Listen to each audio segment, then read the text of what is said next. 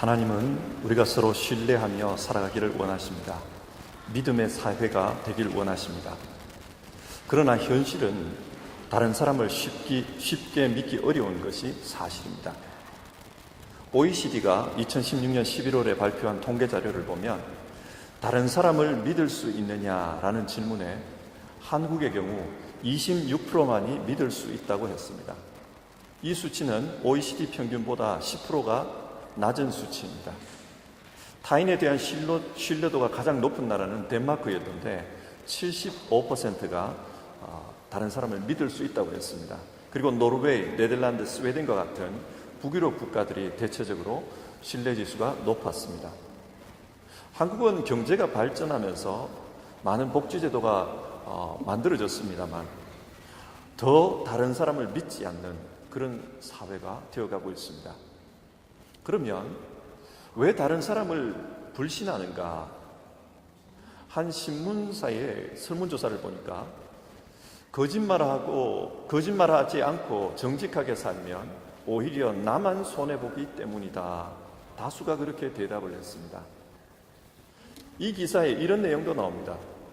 고등학생 2만 1,000명에게 지금 10억 원이 생긴다면 죄를 짓고 1년 동안 감옥에 갈 의향이 있는가? 이런 질문을 했는데 그 중에 46%가 그렇다라고 대답했다는 겁니다.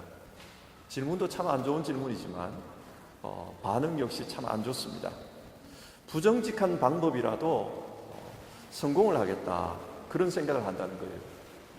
왜 이런 생각을 할까? 어린 학생들이 보기에는 어차피 정직하게 살아봐야 나만 손해다. 그러니 부정직한 방법을 통해서라도 이익을 취하고 싶다. 그런 대답을 내놓은 겁니다.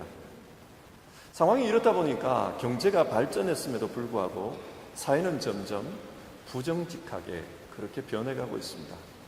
여러분은 어떻습니까? 여러분은 그래도, 세상이 그래도 여러분은 정직하게 살고 싶습니까? 예수님은 천국 백성은 그 의가 서기관과 바리새인의 의보다 더 나아야 한다고 말씀하셨습니다. 그런데 서기관과 바리새인보다 더 나은 의가 무엇일까요? 그것은 마음의 문제와 연관이 있습니다.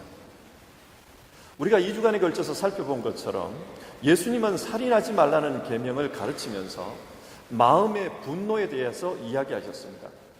간음하지 말라는 계명을 말씀하시면서 마음의 음욕의 문제를 거론하셨습니다.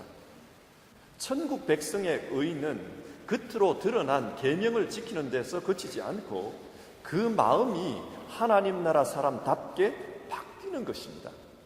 이것이 하나님 나라에서는 중요한 원칙입니다.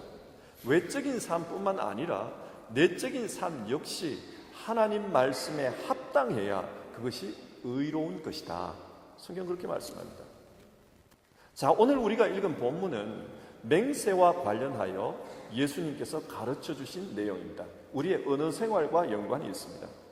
그렇다면 여러분, 맹세와 관련하여 서기관과 바리새인보다 더 나은 의는 무엇일까요? 그것은 마음의 진실성입니다. 그러면 오늘 본문을 보시면서 그 내용을 같이 한번 살펴보도록 하겠습니다. 먼저 33절입니다.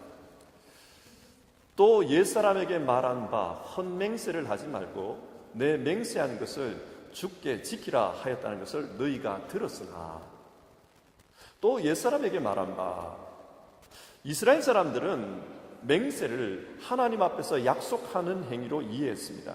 그래서 이 약속은 반드시 지키겠다, 그런 경우에 하나님의 이름으로 맹세하곤 했습니다. 예를 들어 아브라함의 종 엘리에셀에게, 아브라함이 자신의 종 엘리에셀에게 너는 고향 하란으로 가서 이삭의 아내를 구해오라, 그렇게 명령합니다. 그리고 그 종을 보내면서 이런 말을 합니다. 창세기 24장 3절 4절 말씀인데요, 내가 너에게 하늘의 하나님 땅의 하나님이신 여호와를 가리켜 맹세하게 하노니 너는 내가 거주하는 이 지방 가나안 족속의 딸 중에서 내 아들을 위하여 아내를 택하지 말고 내 고향 내 족속에게로 가서 내 아들 이삭을 위하여 아내를 택하라. 여기서 아브라함은 자신의 종에게 하나님을 가리켜 맹세하라고 합니다. 정말 이 약속을 꼭 지키겠다. 그런 경우에 이스라엘 사람들은 하나님의 이름을 걸고 맹세했습니다. 신명기의 율법도 하나님의 이름으로 맹세하라고 이야기합니다. 신명기 6장 13절입니다. 내 하나님 여호와를 경외하며 그를 섬기며 그의 이름으로 맹세할 것이니라. 그런데 문제는 그렇게 맹세하고도 지키지 못할 경우가 생긴다는 것입니다. 예를 들어 베드로를 한번 생각해 보십시오. 예수님은 대제사장의 군병들에게 잡히기 전 제자들에게 오늘 밤에 너희 모두 나를 버릴 것이다, 그렇게 말씀합니다. 그러자 베드로가 맹세하며 이야기합니다. 비록 모든 사람이 다 주를 버릴지라도 나는 절대로 버리지 않겠나이다. 죽는 한이 있을지라도 주님을 모른다고 하지 않겠습니다. 그렇게 맹세했습니다. 그러나 그날 밤 베드로는 3번이나 주님을 모른다고 부인했습니다. 마지막에는 저주하며 부인했습니다. 베드로의 상황이 그랬습니다. 그 사람들 안에, 그 불죄는 사람들 안에, 그 대제사장의 그 군정 안에 있다 보니까 부인할 수밖에 없었습니다. 이처럼 맹세한 것을 지키지 못할 상황이 발생합니다. 그래서 성경은 함부로 맹세하지 말라고 가르칩니다. 레위기 19장 12절 말씀입니다. 너희는 내 이름으로 거짓 맹세함으로 네 하나님의 이름을 욕되게 하지 말라. 나는 여호와니라. 만약 하나님의 이름으로 맹세하고 지키지 않으면 그것은 하나님의 이름을 욕되게 하는 것입니다. 그래서 성경은 만약에 맹세했다면 어떤 경우에도 그 맹세를 지키라고 합니다. 민수기 30장입니다.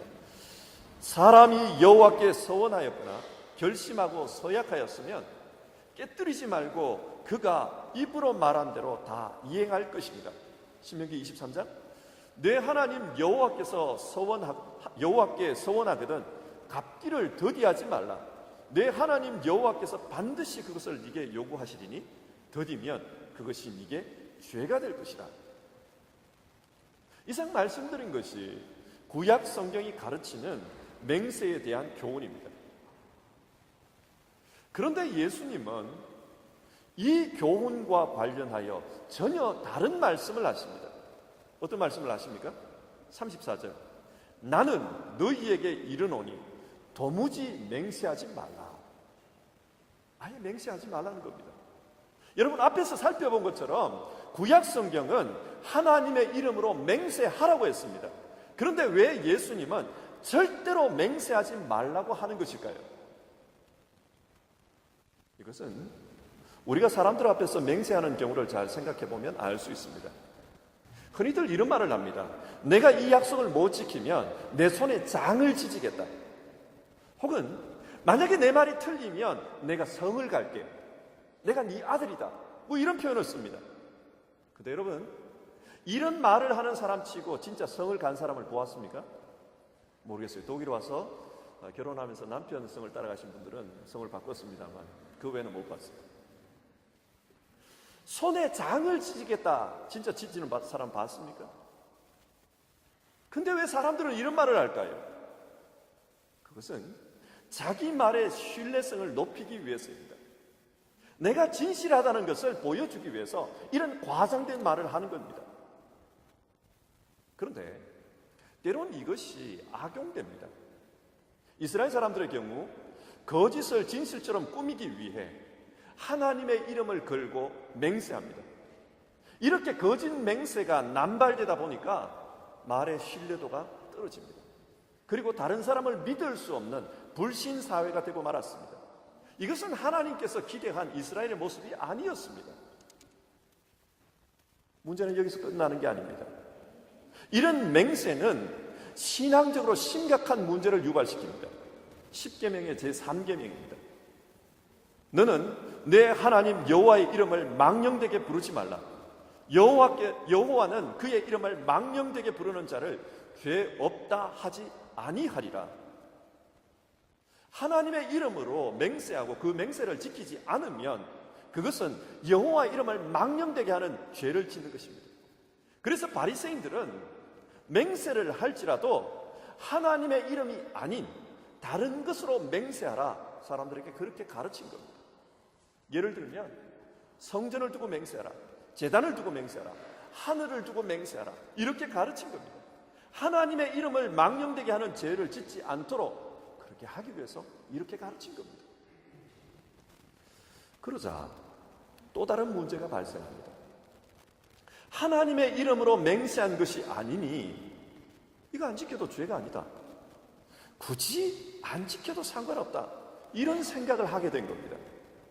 하나님의 이름을 망령되게 하면 십계명을 어기는 것이니까 부담이 되었는데, 그런데 다른 것으로 맹세를 하니까 안 지켜도 별로 부담이 안 되는 겁니다. 그래서 거짓 맹세가 더 많아진 거예요. 서기관과 바리새인들은 이런 현상을 심각하게 봤습니다. 그래서 맹세할 때 꼭 지켜야 할 것과 그렇지 않아도 되는 것을 구분해서 가르치기 시작합니다. 그 내용이 마태복음 23장에 나오는데요, 같이 한번 보시겠습니다. 마태복음 23장 16절과 17절입니다. 화 있을진저 눈먼 인도자여, 너희가 말하되 누구든지 성전으로 맹세하면 아무 일 없거니와 성전의 금으로 맹세하면 지킬지라 하는도다. 어리석은 맹인들이여, 어느 것이 크냐, 금이냐, 그 금을 거룩하게 하는 성전이냐. 서기관과 바리새인들은 성전으로 맹세한 것은 안 지켜도 괜찮지만 성전의 금으로 맹세한 것은 반드시 지키라고 그렇게 가르쳤습니다. 그렇게 지키지 않으면 화를 당할 것이다, 그렇게 가르친 거예요. 그리고 계속해서 18절부터 22절을 보시면요, 너희가 또 이르되 누구든지 제단으로 맹세하면 아무 일 없거니와 그 위에 있는 예물로 맹세하면 지킬지라 하는도다. 맹인들이여, 어느 것이 크냐, 그 예물이냐, 그 예물을 거룩하게 하는 제단이냐. 그러므로 제단으로 맹세하는 자는 제단과 그 위에 있는 모든 것으로 맹세하며, 또 성전으로 맹세하는 자는 성전과 그 안에 계신 이로 맹세하며, 또 하늘로 맹세하는 자는 하나님의 보좌와 그 위에 앉으신 이로 맹세함이니라. 성전 제단으로 맹세하는 것은 지키지 않아도 되지만 제단 위에 예물을 걸고 맹세하는 것은 반드시 지키라고 가르칩니다. 예수님은 이런 가르침에 화가 났습니다. 그래서 화 있을진저 저주를 선포하십니다. 왜 이렇게 화를 내시는가? 서기관과 바리새인들의 논리가 말이 안 되기 때문입니다.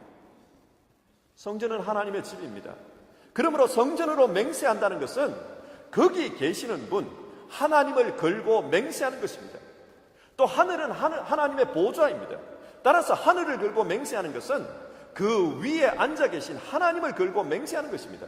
이처럼 바리새인들이 지키지 않아도 상관없다고 한 것 중에 하나님과 관계없는 것이 하나도 없었기 때문입니다. 그러니까 하나님의 이름을 직접 거론하지 않았을 뿐 결국 하나님의 이름을 망령되게 일컫는 것이다, 예수님은 그렇게 생각합니다. 그래서 오늘 본문을 보면 똑같은 말씀이 나와요. 그런 맹세를 하지 말라고 합니다. 34절과 35절입니다. 도무지 맹세하지 말지니 하늘로도 하지 말라, 이는 하나님의 보좌이며, 땅으로도 하지 말라, 이는 하나님의 발등상이며, 예루살렘으로도 하지 말라, 이는 큰 임금의 성이며. 그러면 여러분, 우리 그리스도인은 이제부터는 어떤 종류의 맹세도 하면 안 되는 것입니까? 예수님께서 도무지 맹세하지 말라 그랬습니다. 그러면 맹세하지 말아야 합니까? 여러분 자신들을 한번 생각해 보십시오. 여러분이 교회에서 결혼을 합니다. 그러면 주례 목사가 반드시 결혼 서약을 묻습니다. 신랑께서는 이 신부를 하나님이 짝지어 주신 배필로 믿습니까? 그리고 이 배필을 위해 목숨 다할 때까지 사랑하고 희생하겠습니까? 오른손 들고 예라고 대답하라 합니다. 서약을 강요합니다. 아마 여러분들도 결혼하실 때 서약하셨을 거예요. 세례나 입교를 받을 때는 어떻습니까? 온 교우들 앞에서 자신의 믿음을 서약합니다. 임직식을 할 때는 어떻습니까? 하나님 앞에서 충성된 일꾼으로 살겠다고 오른손 들고 서약합니다. 그러면 오늘 본문에 따르면 우리가 행한 이 모든 행위는 잘못된 것입니까? 비성경적인 행동을 우리가 한 것입니까? 아닙니다. 예수님의 경우를 한번 살펴봅시다. 마태복음 26장 63절의 말씀입니다. 대제사장이 예수께 말하였다. 내가 살아계신 하나님을 걸고 그대에게 명령하노니 우리에게 말해 주시오. 그대가 하나님의 아들 그리스도요? 대제사장이 예수님께 물었습니다. 그리고 대답할 때는 하나님의 이름을 걸고 정직하게 대답해라. 그렇게 말합니다. 맹세하라는 말이죠. 그때 예수님께서 어떻게 대답합니까? 이렇게 말합니다. 당신이 말하였소. 인자가 권능의 보좌 오른쪽에 앉아 있는 것과 하늘 구름을 타고 오는 것을 보게 될 것이요. 하나님의 이름으로 맹세하라고 했습니다. 그리고 그 요구에 예수님은 맹세하며 대답하셨습니다. 이렇게 보면 도무지 맹세하지 말라 말씀하신 그 예수님께서도 맹세를 하신 겁니다. 그렇지 않습니까? 그러면 예수님의 가르침을 따랐던 사도들은 어떻습니까? 고린도후서 1장 23절입니다. 내 목숨을 걸고서 나는 하나님을 증인으로 모시렵니다. 내가 아직 고린도에 가지 않은 것은 여러분을 아끼기 때문입니다. 이 본문의 맥락은 바울 사도가 고린도에 있는 교인들에게 자기 자신에 대해서 해명하는 겁니다. 고린도 교인들이 바울에게 의혹을 가지고 있습니다. 그러자 바울이 나는 하나님을 증인으로 모시고 이 의혹을 해소하겠습니다. 그러면서 맹세합니다. 이렇게 보면 예수님의 가르침을 따랐던 사도들 역시 맹세를 한 겁니다. 성경 전체를 볼 때 예수님도 맹세를 금한 것은 아닙니다. 그러면 여기서 질문이 제기됩니다. 오늘 말씀 도무지 맹세하지 말라, 이 말씀은 무슨 뜻입니까? 이런 질문이 제기됩니다. 주님은 무슨 뜻으로 도무지 맹세하지 말라 그렇게 말씀하신 걸까요? 결론은 37절에 나옵니다. 오직 너희 말은 옳다 옳다 아니라 아니라 하라. 이에서 지나는 것은 악으로부터 나느니라. 이게 결론입니다. 말의 신뢰성을 위해서 맹세가 중요하지 않다는 거예요. 중요한 것은 그 말이 나오는 마음입니다. 마음의 진실성이 중요하다. 만약 마음이 진실하다면 서로 간에 대화하면서 굳이 맹세할 필요가 없습니다. 그래서 주님은 마음의 진실성을 가지고 그렇게 살아라. 그리고 그 마음의 진실성을 가지고 있는 그대로 이야기하라는 겁니다. 옳은 것은 옳다고 하고 아닌 것은 아니라고 하라. 진실하게 말하면 되지. 거기에다 뭘 덧붙여가지고 누구 이름으로 맹세하고 뭘 걸고 손을 지지고 이런 이야기 하지 말라는 겁니다. 중요한 것은 마음의 진실성이다. 그 진실성을 가지라. 예수님은 그걸 말씀하고 있습니다. 잠언 4장 23절입니다. 무릇 지킬 만한 것보다 더욱 내 마음을 지키라. 생명의 근원이 이에서 나느니라. 마음의 진실성이 중요한 이유가 여기에 있습니다. 생명의 근원이 거기서 나옵니다. 그 마음을 솔직하게 담아낼 때, 그 마음을 솔직하게 말로 담아낼 때 우리는 서로 신뢰할 수 있습니다. 그러나 죄는 우리의 마음의 진실성을 부숴버렸습니다. 여러분, 아담과 하와를 한번 보십시오. 죄 짓기 전에 아담은 하와의 말을 그대로 믿었습니다. 그래서 하와가 선악과를 주면서 먹으라고 할 때 그걸 믿고 그대로 먹었습니다. 그 결과 어떻게 됐습니까? 타락했습니다. 낭패를 당했습니다. 그러다 보니 이제는 더 이상, 타락 이후에 이제는 더 이상 남의 말을 곧대로 믿을 수 없게 된 겁니다. 남의 말을 곧대로 믿다가는 자칫 내가 낭패를 당할 수 있습니다. 이처럼 죄는 마음의 진실성을 부숴버렸습니다. 그래서 부서진 마음에서 나오는 그 말을 우리는 믿기가 어렵습니다. 그렇다면 여러분, 마음이 진실하게 되기 위해서는 어떻게 해야 할까요? 먼저는 그 죄 문제가 극복되어야 합니다. 이게 전제 조건입니다. 죄가 극복되어야, 그래야 마음의 진실성이 회복될 수 있습니다. 이게 해결되지 않으면 부패한 그 마음에서 나오는 그 말을 어떤 누구도 믿을 수가 없습니다. 그러면 예수 믿고 속죄함을 받은 우리 그리스도인들의 말은 믿을 수 있습니까? 그 마음의 부패함이 속죄되었으니까 그 말을 믿을 수 있습니까? 경험적으로 볼 때 속죄함을 받은 그리스도인들 역시 그 말을 믿기 어려울 때가 많습니다. TV에 나오는 정치인들을 한번 보십시오. 그 중에는 많은 그리스도인들이 있습니다. 우리가 그리스도인이라는 것을 압니다. 하지만 그들의 말을 믿을 수가 없어요. 검찰에서 조사를 받으며 하늘을 우러라 한 점 부끄러움이 없다, 그런 말을 해놓고 결과가 나오는 것을 보면 검찰에 고발이 되어서 감옥으로 가는 것을 우리는 숱하게 봤습니다. 그리스도인 역시 마음이 진실하려면 노력이 필요합니다. 그러면 어떤 노력을 해야 합니까? 코람데오의 의식을 가져야 합니다. 코람데오, 라틴어입니다.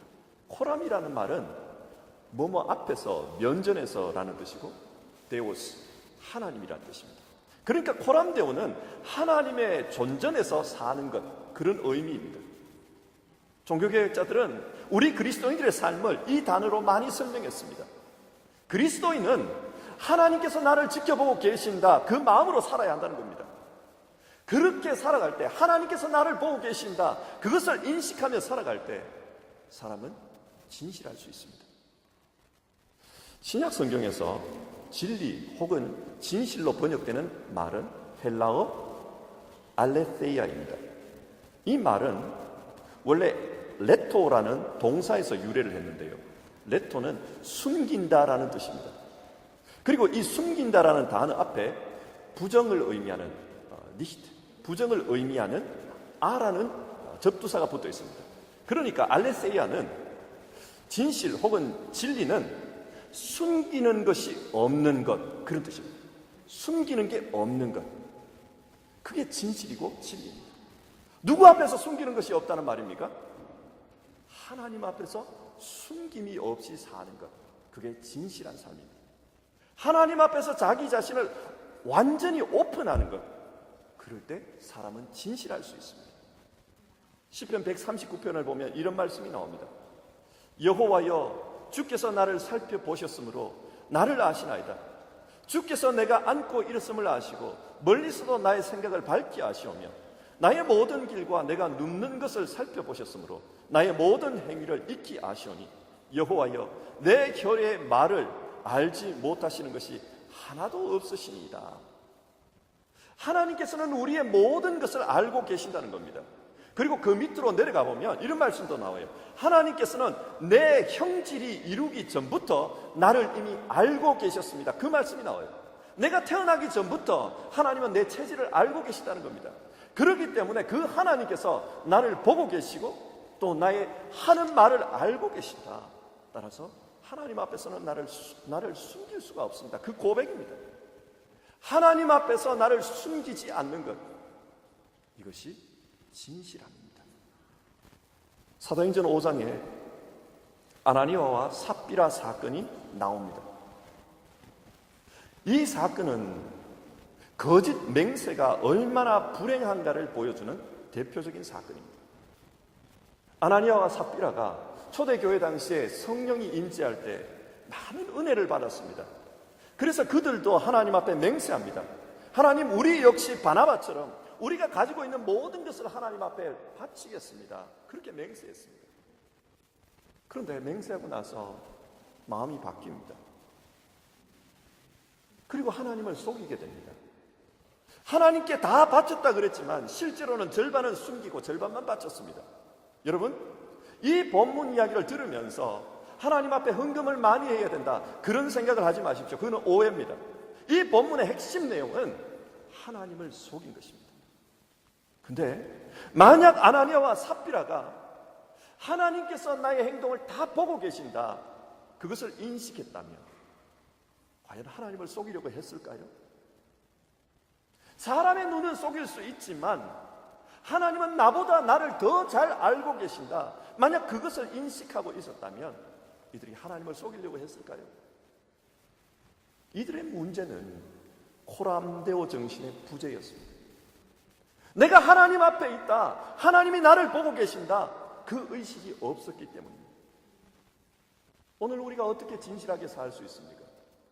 그것은 내 태도와 내 생각과 내 마음을 보고 계시는 그 하나님, 코람데오 정신으로 살아갈 때 우리는 진실할 수 있습니다. 말씀을 맺겠습니다. 하나님은 우리 그리스도인들을 통해 이 세상에 하나님의 나라가 나타나기를 원하십니다. 하나님 나라의 삶은 이런 것이다. 그리스도인들을 통해 보여주기를 원하십니다. 그래서 우리에게 너희는 마음이 진실해야 한다. 그것을 강조하고 계십니다. 에베소서 4장 25절에 이런 말씀이 나옵니다. 그런즉 거짓을 버리고 각각 그 이웃과 더불어 참된 것을 말하라. 이는 우리가 서로 지체가 됩니다. 하나님께서 우리에게 요구하시는 것은 이 세상 속에서 거짓을 버리고 참된 것을 말하면서 이 세상이 신뢰할 수 있는 세상이 되도록 하라는 것입니다. 불신으로 가득한 세상. 그래서 어린 아이들조차도 정직하게 살면 바보다 그렇게 말하는 세상. 그런 세상 속에서 그리스도인은 신뢰할 수 있는 사람이라는 것을 보여주라고 합니다. 어떻게 그게 가능합니까? 코람데오 정신입니다. 내가 하나님의 면전에 서 있다. 하나님의 두 눈이 나를 보고 계신다. 하나님 앞에 숨길 수 없다. 나는 내 삶을 하나님 앞에 오픈한다. 그 마음으로 살 때 우리 모두는 진실하게 살 수 있습니다. 이 시간 우리 함께 찬양하시면서 하나님 앞에 우리의 마음을 같이 결단했으면 좋겠습니다. 찬송가 539장 1절, 3절, 4절입니다. 같이 찬송하면서요 결단해 봅시다. 오늘 성경은 맹세하지 말라고 가르칩니다. 주님께서 이 말씀을 하신 본뜻은 우리의 마음이 진실해야 된다. 자기 유익을 위해 거짓 맹세하지 말고 진실함을 말할 수 있어야 한다. 그것을 가르치는 내용입니다. 여러분, 우리가 어떻게 진실해질 수 있습니까? 하나님 앞에 나아가서 내 마음을 쏟아놓을 때입니다. 주님께서 내 삶을 보고 계신다는 것을 인식하며 내 숨겨진 마음들을 다 쏟아놓을 때, 코람데오의 정신으로 살 때, 그때 우리는 진실할 수 있습니다. 우리가 이 시간 주여 내가 진실하게 살기를 원합니다. 그것을 결단하는 시간을 같이 한번 가져봅시다. 기도하겠습니다.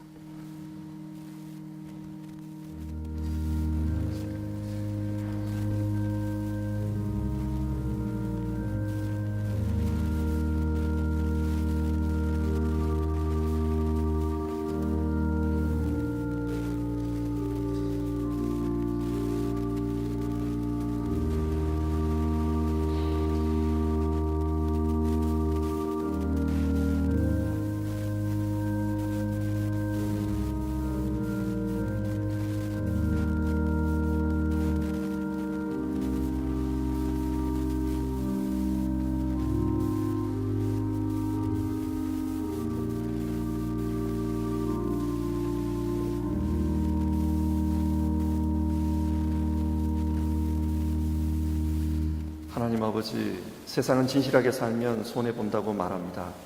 그래서 우리 역시 마음이 진실하지 못해 말만 화려해지는 경우가 많습니다. 덧붙여서 맹세하는 말들이 점점 길어집니다. 하나님, 우리는 하나님 나라를 드러내야 할 사람들이니 우리의 마음이 진실하기를 원합니다. 그래서 늘 코람데오 우리를 쳐다보시는 그 하나님 면전에서 산다는 그 의식으로 이 세상을 살게 하옵소서. 그래서 드러나는 말 이전에 우리의 마음이 진실한 그런 우리 모두 되기를 기도합니다. 예수님의 이름으로 기도드립니다. 아멘.